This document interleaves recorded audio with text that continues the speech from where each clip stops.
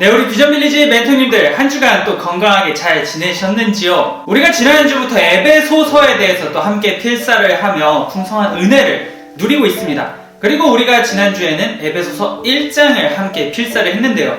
오늘은 맞습니다. 에베소서 2장에 대해서 저희가 함께 필사하며 또 은혜를 나누려고 합니다. 에베소서 1장에는 교회의 본질 그리고 구성이 무엇인가 이거에 대해서 함께 나누었다면 우리가 오늘 이번에 함께 필사할 2장의 내용은 그렇다면 그 구원이 무엇인가, 구원이란 어떠한 것인가에 대해서 바울이 논하고 있습니다. 그래서 바울은 먼저 교회인 우리가 구원받기 전에 어떤 상태였는가 이거에 대해서 먼저 얘기를 하고 있습니다. 구원받기 전에 우리 모두는 전부 다 허물과 죄로 죽을 수밖에 없었던 존재였습니다. 그래서 여기서 우리가 죽음이 무엇인가에 대한 정의를 간단하게 정리하고 넘어가야 할 필요성이 있습니다. 우리가 선악과를 먹은 사건을 쉽게 떠올려 보면 되는데요. 아담과 하와가 하나님께서 먹지 말라고 했던 그 선과 악을 알게 하는 나무의 열매를 먹음으로써 인간에게는 죽음이 찾아오게 되었습니다. 그런데 우리가 성경을 좀 더 주의 깊게 보면은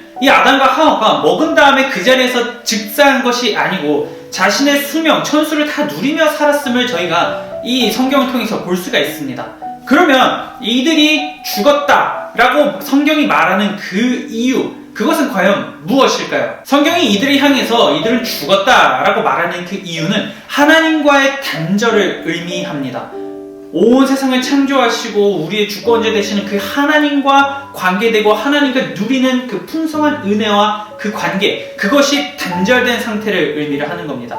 즉 살았으나 하나님과의 관계가 단절되었기 때문에 이는 죽은 존재다 라고 성경이 얘기하고 있는 것이죠. 그리고 두 번째로 허물과 죄로 죽은 우리는 하나님을 따르고 하나님만 사랑하는 것이 아니라 세상의 풍조와 세상의 이 문화를 너무나 사랑하고 이것이 최고다 라며 살아가는 것에 문제가 있다고 바울은 얘기합니다. 이 세상의 풍조는 결국에는 공중의 권세 잡은 자를 의미합니다. 세상의 풍조는 조금 더 쉽게 설명하면 하나님과 반대된 것이라고 생각하면 더 이해하기 쉬우실 겁니다. 하나님을 우리가 떠올릴 때 하나님의 그 어떤 속성과 하나님을 생각할 수 있는 것, 그것과 전부 다 반대되는 것이 세상의 풍조라고 볼 수 있겠죠. 하나님을 반대하는 문화라든가 하나님을 어떻게든 기억하지 못하게 하려는 그 모든 움직임들, 이런 것들이 전부 다 세상의 풍조라고 바울은 얘기하고 있습니다. 하나님을 반대하는 그 어떤 가치관, 그 어떤 추구하는 모든 것들이 굉장히 우리를 유혹하고 우리가 이것에 빠지게끔 만드는 데에 굉장한 파괴력과 영향력이 있다는 거에 저희는 주의를 해야 합니다. 바울은 이 세상의 풍조가 우리들에게 너무나 유혹이 강하기 때문에 우리는 결국에는 이 공중의 권세 잡은 자들, 세상의 풍조로 나타나지는 이것들에 빠지고 살아갈 수밖에 없는 존재다 라고 바울이 얘기하고 있습니다. 그래서 세 번째로 우리에게 어떠한 모양이 나타나냐면 우리는 하나님만 따르고 하나님의 그 어떤 생각하시는 방향대로 나아가기 위해서 노력하는 것이 아니라 반대로 육신의 생각, 육신의 원하는 것, 내 안목의 정욕, 이런 것들만 추구하고 이것을 위해서만 살아가는 모습이 우리들에게 나타난다. 이것이 바울이 얘기하고 있는 이야기의 핵심이라고 할 수 있습니다. 결국에는 하나님을 따르고 하나님을 바라보는 것이 아니라 내 눈에 보기 좋고 내가 원하는 대로 나아가는 것에 그 문제가 있습니다. 그러면 결국에는 하나님을 반대하는 것이기 때문에 그 길의 끝에는 멸망, 파멸, 이런 것밖에 있을 수밖에 없다라는 것을 저희가 이 에베소서 2장을 통해서 확인을 해볼 수가 있는 것이죠. 그런데도 중요한 것은 그렇게 육신의 안목, 이런 원하는 것들로만 바라보며 나아가는 우리를 다름 아닌 하나님께서 예수 그리스도로 말미암아 구원하여 주셨다. 이것이 너무나 중요하고 너무나 소중한 이뤄진 사실이다라는 것을 바울이 얘기하고 있습니다. 우리가 원하는 대로만 바라고 원하는 대로만 살아가려고 하는 이 본질상 진노의 자식들을 하나님의 긍휼과 하나님의 사랑이 우리를 구원하여 주신 것이죠. 그렇기 때문에 우리는 하나님을 바라볼 때, 하나님을 생각할 때 찬양할 수밖에 없고 예배할 수밖에 없다라는 것을 저희가 이 에베소서를 통해서 확인할 수가 있습니다. 그리고 이 모든 일을 바로 누구를 통해서 이루어졌느냐? 하나님의 유일하신 독생자 예수 그리스도를 통해서 이 모든 일들이 이루어졌습니다.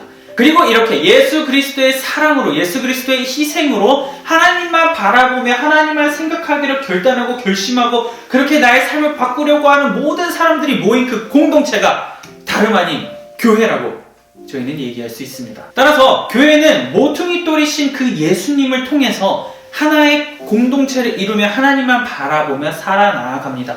그렇기 때문에 만약에 이 모퉁이 돌이신 예수님이 없다면 우리가 과연 하나님을 사모하고 하나님을 예배하는 공동체가 될 수 있는가? 단언컨대 그럴 수 없다라고 저희는 말할 수가 있습니다. 우리는 그 모퉁이 돌이신 예수님을 통해서 교회를 이루고 우리의 몸이 하나님을 바라보고 하나님이 원하시는 대로 성장하며 나아가는 거룩한 성전이 되어가는 것입니다. 그래서 우리가 이번 한 주간 에베소서 2장을 필사하면서 기억해야 되는 것은 내가 누구인가? 나는 하나님의 사랑을 받은 자다. 하나님께서 나를 먼저 사랑한다고 해주신 그러한 아름답고 귀한 존재다 라고 하는 것을 먼저 기억을 하면서 하나님께서 나를 거룩한 성전으로 만들어 가신다라는 것을 생각하면서 이번 한 주도 그리스도인다운 삶, 교회에 걸맞는 삶을 살아가는 저와 여러분들이 될 수 있기를 바랍니다.